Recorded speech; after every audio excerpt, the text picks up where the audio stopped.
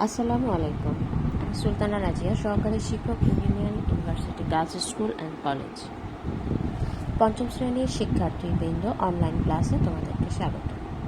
আশা করি আল্লাহর রহমতে সবাই ভালো আছো, নিরাপদে আছো, সুস্থ আছো। মেয়েরা বাসায় কি অঙ্কগুলো করছো?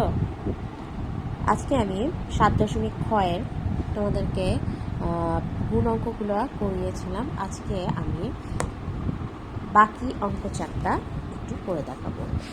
বাকি অঙ্ক চারটা বলতে পৃষ্ঠা 87, মানে অনুশীলনী 7খ, 4, 5, 6, 7 এই চারটা অঙ্ক একটু করে দেখাবো। মেয়েরা, আমি জানি তোমরা এই অঙ্ক চারটা পারবে, তবু আমি একটু গুণগুলা করে দেখাচ্ছি যাতে তোমাদের কোনো কনফিউশন না থাকে। কারণ যেহেতু আমরা ক্লাসরুমে নাই, অনলাইনে, তোমরা অনেক সমস্যা আমাকে সরাসরি বলতে পারছো না, তাই আমি তোমাদেরকে করে দেখাচ্ছি। আমি আশা করব যে এখান থেকে তোমরা তোমাদের ভুল ত্রুটিগুলো শুধরে নিতে পারবে। 4 নাম্বার, 1 ইঞ্চি সমান 2.54 সেন্টিমিটার, তাহলে 8.5 ইঞ্চি সমান কত সেন্টিমিটার? মেয়েরা, এই লাইনটা কিন্তু একটা সূত্র, 1 ইঞ্চি সমান 2.54 সেন্টিমিটার। তোমাদেরকে এটা মনে রাখতে হবে, আর তোমরা যখন বড় ক্লাস উঠবে তখন এই সূত্রটা কাজে লাগবে। তাহলে মেয়েরা দেখো, আমি অঙ্কটা কীভাবে কী করেছি, খুব সোজা। 1 ইঞ্চি সমান 2.54 সেন্টিমিটার, আর সুতরাং 8.5 ইঞ্চি সমান অঙ্কটা গুণ হয়ে যাবে। আমি গুণটা দেখো রাফে করেছি। 4 5 20, হাতে আছে 2, 5 5 25, 26, 27, হাতে আছে 2, 5 2 10 আর 2 12। বাস, আমার শেষ। এবার এখানে একটা শূন্য বসালাম। 4 8 32, হাতে আছে 3, 5 8 40, 41 42 43, হাতে আছে 4, 8 2 16 আর 4 হচ্ছে 20। এবারে যোগ করো, 0 7 2 9 3 2 5 1। তাহলে দেখো আমরা দশমিকটা কীভাবে বসাচ্ছি, 1 2 3, মানে গুণ্যতে 2 ঘর পর আর গুণকে 1 ঘর পর, মোট 3 ঘর পর। তাহলে আমি এখানে গুণে 1 2 3 বসিয়ে দিলাম। এবারে দেখো, আমার এখানে যেহেতু দশমিকের পর এই শূন্যটার আর কোনো দরকার নেই, তাহলে আমার রেজাল্ট হবে 21.59, 21.59 সেন্টিমিটার। দেখেছো মেয়েরা? আচ্ছা, এবারে আসো পরের অঙ্কটা। 5, একটি গাড়ি 1 ঘন্টায় 42.8 কিলোমিটার যায়। 15.5 ঘন্টায় গাড়িটি কত কিলোমিটার যায়? এটাও খুব সোজা।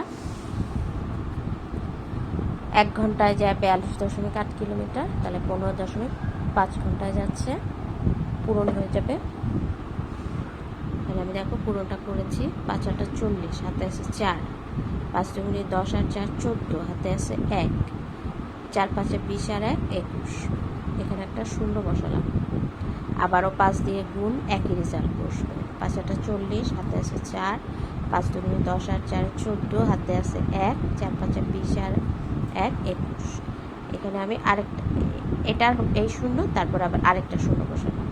এরপর আমি 1 দিয়ে হিসাব করবো। 8 অঙ্কে 8, 2 অঙ্কে 2, 4 অঙ্কে 4।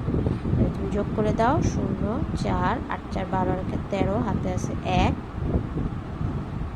2 আর 1 3, 4 5 6, হাতে নাই, 4 আর 6।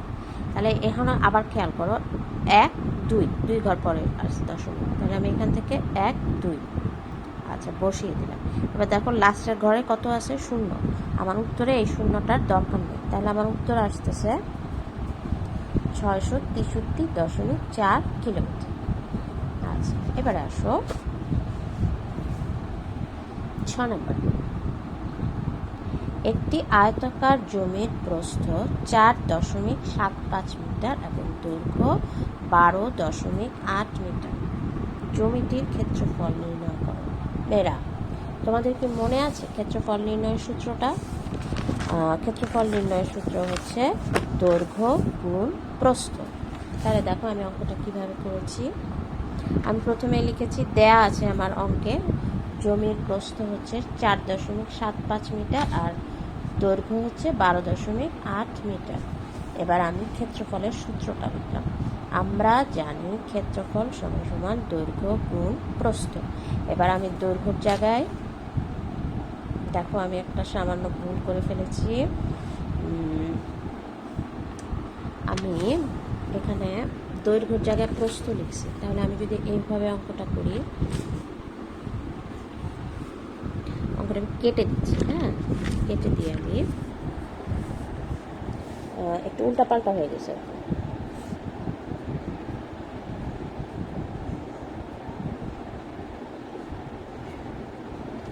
এবার ঠিক আছে, মানে দৈর্ঘ্যের জায়গায় দৈর্ঘ্য, প্রস্থের জায়গায় প্রস্থ।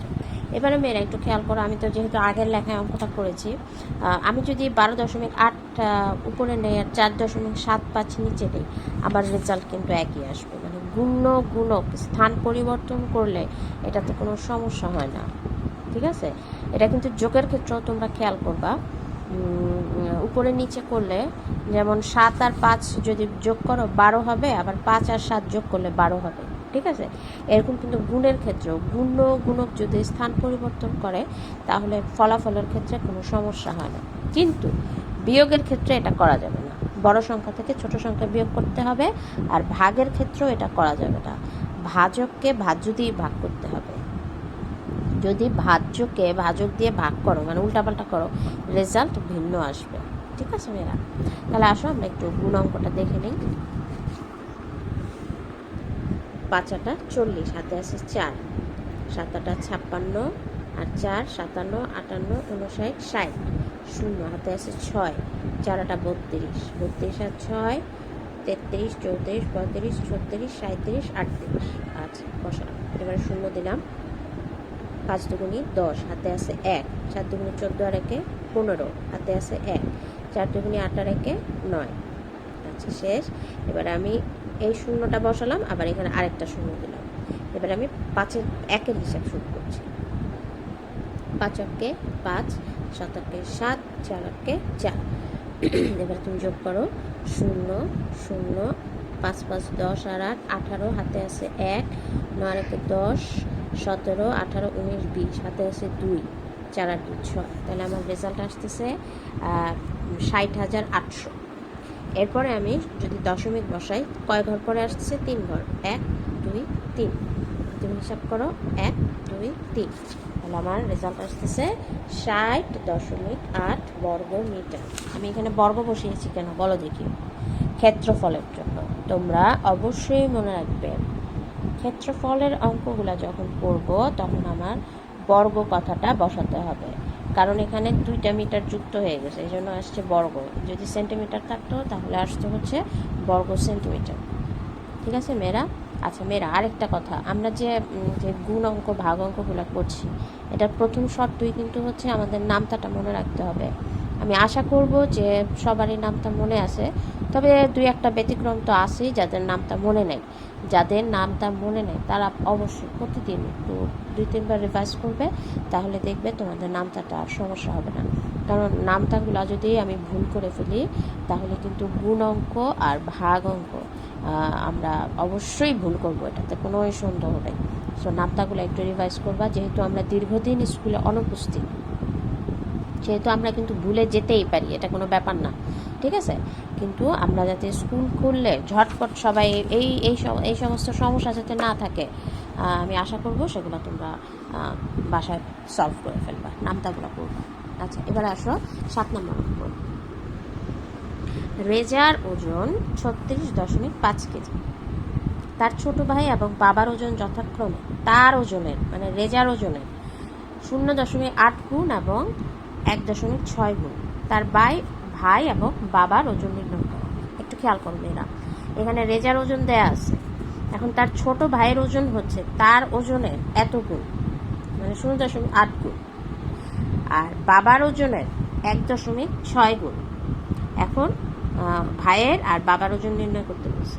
তাহলে যেহেতু আমার রেজার ওজনটা দেয়া আছে, তাহলে আমি কি করব, ছোট ভাইয়ের ওজন এত গুণ 0.8 গুণ, মানে ওর রেজার সাথে এটা গুণ করলে আমি ছোট ভাইয়ের ওজনটা পেয়ে যাব। আমি সরাসরি গুণ করে দিলাম। ছোট ভাইয়ের ওজন 36.5 গুণ 0.8। তাহলে দেখো গুণটা করেছি, 5 আটা 40, সাথে আছে 4, 6 আটা 48, 49, 50, 51, 52, 2, তারপরে আছে 5, 3 আটা 24, 25, 26, 27, 28, 29। তারপর 29 আমি বসিয়ে দিলাম। 2 ঘর পরে দশমিক 1 2, তাহলে 1 2, এখানে দশমিক বসালাম, আবার শূন্যটা লাগবে না। তাহলে দেখো 29.2 কেজি ছোট ভাইয়ের ওজন পেয়ে গেলাম। ঠিক তেমনইভাবে দেখো বাবার ওজনটাও, যেহেতু রেজার ওজনের 1.6 গুণ, তাহলে আমি 2টা গুণ করে দিলাম, তাহলে আমার আসলো 58। আমার গুণ এখানে আমি দেখো রাফে গুণটা করেছি। তোমরা এই অঙ্কগুলো করার ক্ষেত্রে তোমরা রাফে গুণগুলো করবে, হ্যাঁ, তাহলে টিচারের বুঝতে সুবিধা হবে যে তুমি অঙ্কটা পারো বা গুণ অঙ্ক পারো, বা টিচারের হিসাব করতে সুবিধা হবে। 5 6 30, হাতে আছে 3, 6 4 36, 37, 38, 39, হাতে আছে 3, 6 3 6 18, 19 20 21 নামলো। এবার শূন্য বসালাম, 5 অঙ্কে 5, 6 অঙ্কে 6, 3 অঙ্কে 3। এবার শূন্য, 9 5 14, হাতে আছে 1, 6 একে 7, আর একে 8, 3 2 5, তাহলে 1 2 1 2 আমি বসিয়ে দিলাম। তাহলে আমার রেজাল্ট আসবে 58.4 কেজি। তাহলে মেয়েরা উত্তরে যদি লিখি আমরা, উত্তর ছোট ভাইয়ের ওজন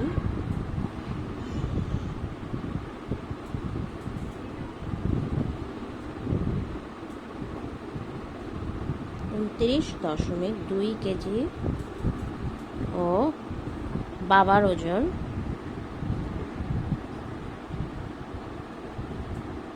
58.4 কেজি।